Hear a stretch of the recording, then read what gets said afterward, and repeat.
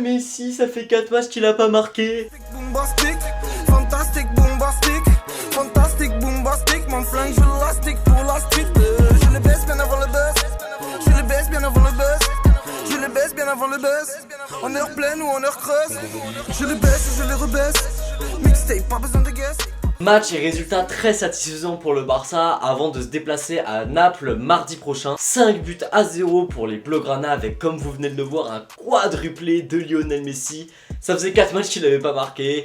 Ça commençait à parler, Messi il est fini. Voilà, de toute façon dès qu'on parle de lui, Messi, il nous fait taire directement. Et là voilà, il nous plante un quadruplé et il nous permet de gagner ce match. Un match vraiment énorme. Setien a fait un petit peu tourner. Il a notamment fait souffler De Jong qui est rentré à l'heure de jeu. Busquets qui lui est sorti à l'heure de jeu justement. Il a fait souffler Sergi Roberto, il a fait souffler Ansu Fati. Voilà, il a un peu fait avec ce qu'il pouvait, sachant qu'on n'a pas trop d'attaquants dans le club. Donc il a dû mettre Arturo Vidal ailier gauche, qui s'en est quand même plutôt bien sorti. On a eu un Griezmann qui a fait une première mi-temps très compliquée, mais qui a été quand même plutôt intéressant en deuxième mi-temps. Il a été plutôt pas mal en deuxième mi-temps, j'ai trouvé, même si il a quand même eu un gros problème de finition dans ce match. Il rate quand même pas mal d'occasions. On voit sur le troisième but de Messi, il rate une énorme occasion avant que Messi la reprenne et marque son but. Mais dans le jeu, il a quand même été très intéressant. Alors la plupart des gens vont parler de Messi dans ce match, mais franchement gros big up à Sergio Busquets. Je vous l'avais dit dans ma vidéo sur les 5 raisons d'avoir pris Kike Setien, que Busquets allait revivre sous Setien. Et là dans ce match il nous l'a montré. Vous voyez que ça commençait à s'améliorer, mais là dans ce match on voit qu'il a vraiment repris son niveau. Là il a vraiment fait un match du niveau du Busquets de Guardiola. Il a vraiment fait un match énormissime. Il a fait très peu d'erreurs, il a récupéré beaucoup de ballons. Il a été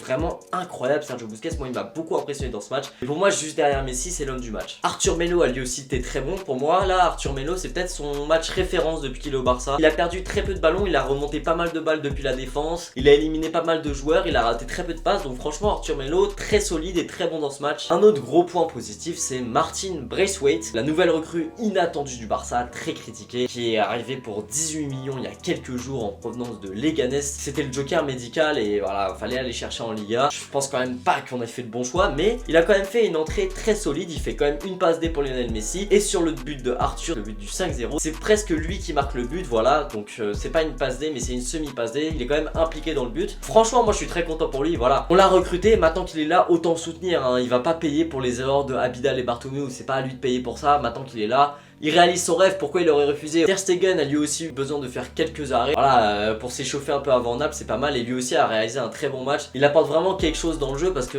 voilà, on a un autre joueur de champ qui est le gardien, ce qui est possible dans très peu d'équipes. Les bémols, c'est Rakitic et Junior Firpo, surtout Rakitic. On va en parler de Rakitic, franchement. On le dit tout le temps, mais c'est plus possible. Voilà, le mec il joue que en retrait, il fait que des passes latérales ou alors il perd la balle. Et même quand il y a une passe simple à faire, il n'y arrive pas. Donc du coup, voilà, résultat et match très satisfaisant avant la grosse semaine qui se prépare. La grosse semaine avec le déplacement à Naples et à Madrid pour le Classico. On se prépare bien, on a fait un peu tourner, donc franchement c'est plutôt pas mal. Partagez, likez, abonnez-vous, c'était Franek, ciao.